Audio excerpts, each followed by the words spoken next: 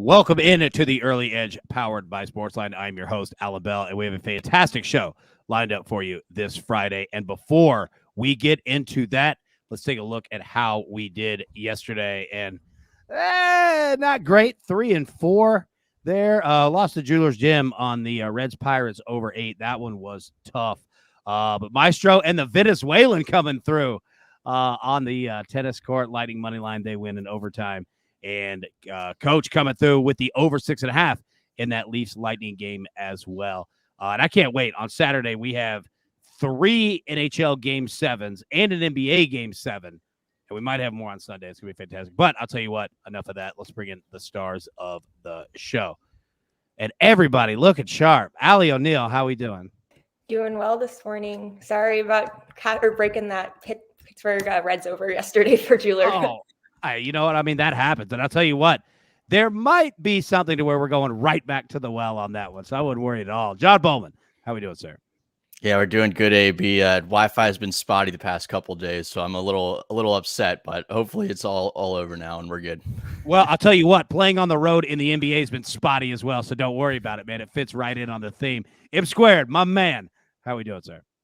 Good morning, AB. Good morning, everybody. We're doing well. Like you mentioned, I'm looking forward to tomorrow already. All the Game 7s. Give me all of them. Can't wait for it. But let's go today. Big baseball slate. Yeah, it is a great baseball slate today. And you're right, man. It's going to be an awesome sports weekend throughout Saturday and Sunday. All right, let's get into the storylines that affect the betting lines for today. And M Squared coming right back at you. MLB weather report. What we got, man? Yeah, we got 4 spots that really need to look at. Minnesota-Cleveland is one that I'm very interested in. We're looking around 15 to 20% increase in home run and overall run scoring production based on baselines at that ballpark. That's a pretty big deal in that one. Oakland and the Angels. We don't see a big spike in Oakland games often, but we've got about a 15% increase across the board with the weather conditions today there. Cincinnati, Pittsburgh, big spot again here today. Didn't materialize last night. We'll see about tonight. And then the White Sox against the Yankees, about a 5 to 6% increase across the board. But the air density is quite low in that one, low 60s there for that one. Nice low 60s there. All right. And I'll tell you what, let's keep it with MLB. Bowman, I'm going to throw it to you. And this is something legitimately I'm going to take notes on. You've got some information here on, you know what? I'm just going to get out of your way. You break it down. What do you got?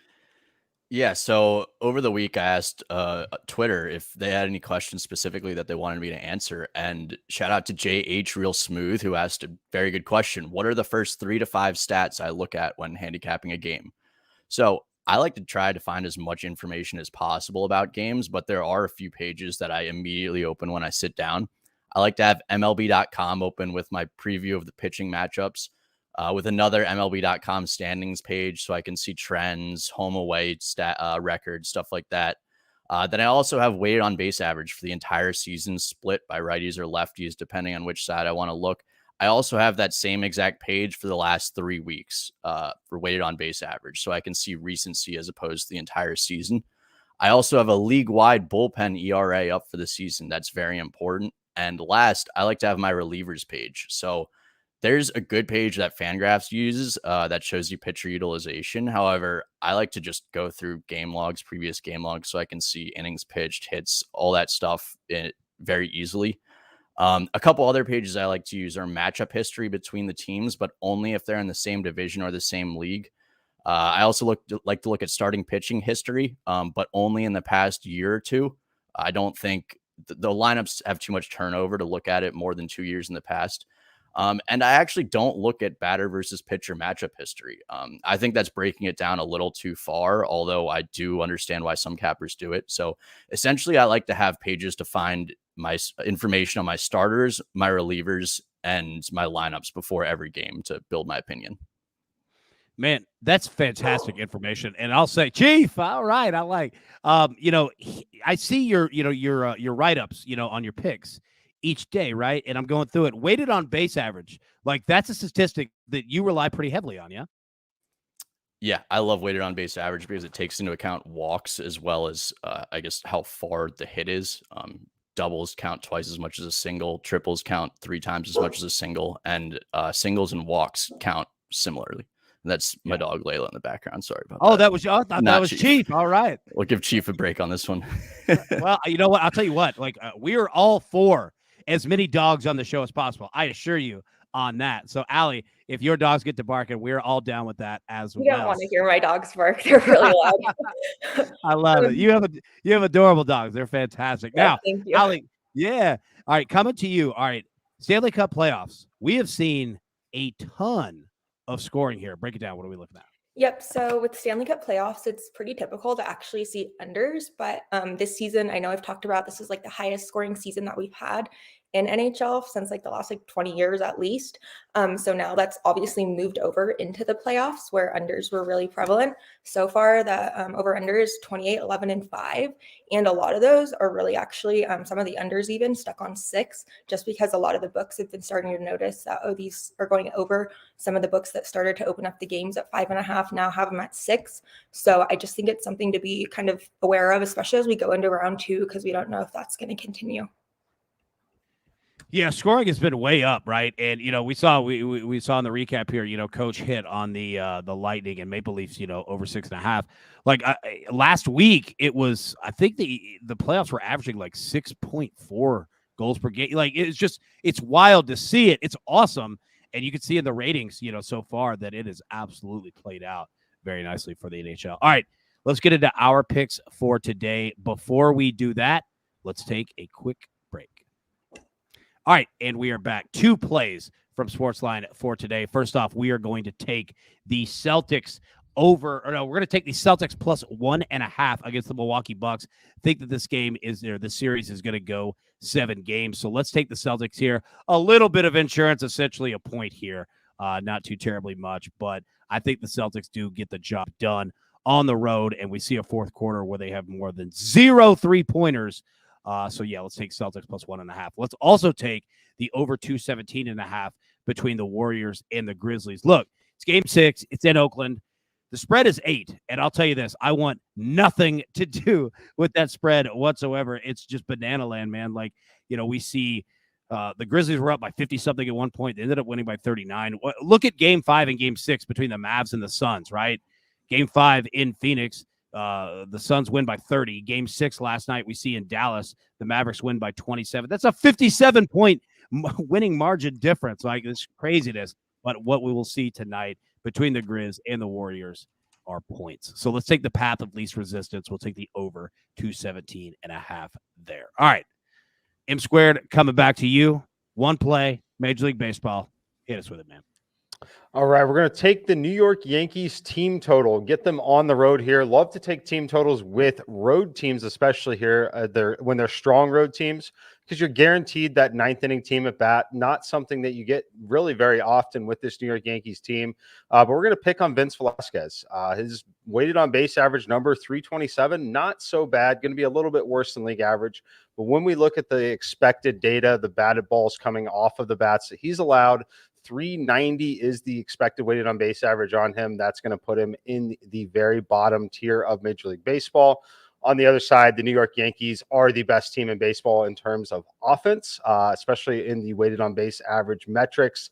330 is the actual number. 375 is the expected number. That's almost 20 points higher than any other team in Major League Baseball. It's really, really starting to become significant at this point in the season. Look, I like the spot for him. Again, getting that 9th inning team at bat. I played it over 4, minus 125 on WinBet. If you have to go up to 4.5, I would drop the unit just a touch on it, but definitely grab it before it potentially hits 5 later this afternoon. That's great information, Mike. And I'll tell you what, let's stay with the Yankees here. Allie, you got another look at this game. Break it down. What do you got? Yeah, so I'm pretty much just going to echo kind of what Mike said about the Yankees. I'm going to take them on the first 5, minus half a run at minus 120. The Yankees are 3-1-2 in the first 5 behind Garrett Cole. And Vince Velasquez, just like Mike said, he's kind of struggled, but I really do think it's going to be more of the strength of Garrett Cole rather than Vince Velasquez struggling. That's going to hit it for us. But the Yankees offense has really been coming through, and I think I'm going to take them on the first 5 today.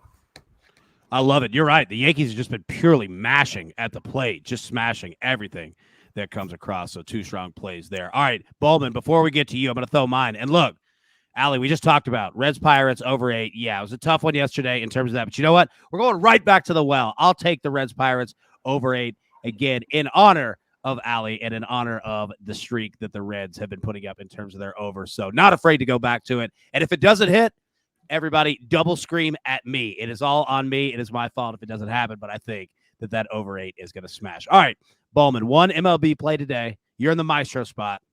Hit it, man. What do you got? Yeah, honestly, I don't like much today, but I do like the Rockies money line minus 140 against the Royals at home. Kyle Freeland has been very good since his first couple starts, and that includes a home start recently. He will face a Royals team that's better against lefties, but they're still in the bottom 5 in the league overall in weighted on base average. The Rockies had yesterday off while the Royals were playing a close game. Royals shouldn't have Taylor Clark, Colin Snyder, or Amir Garrett available tonight, and Josh Stallmont would be pitching his 3rd game in 4 nights.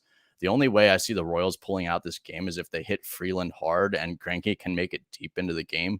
The Royals are 4-10 on the road, while the Rockies are 11-5 at home. So I like the Rockies at home.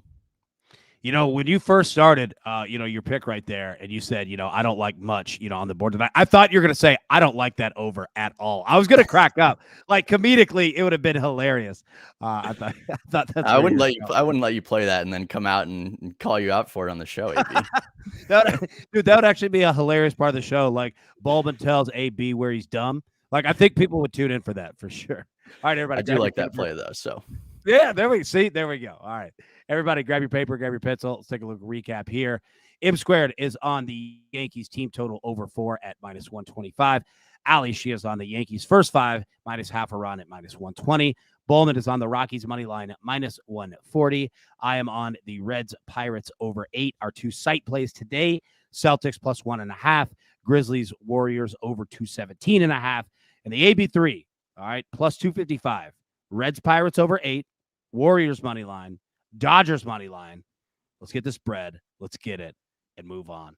So everybody, thank you so much for tuning in. We really do appreciate it. It's about all the damage that we could do for today. Remember, today, 2 p.m. Eastern, we'll be live breaking down the NFL futures, bets, props, everything that you need to place now that we have the schedules there. So 2 p.m. Eastern right here on the SportsLine Early Edge YouTube channel. And we'll, of course, be here live Saturday morning at our regular time. So, as always, best of luck. Let's cash these tickets, and we'll see you tomorrow. Thanks.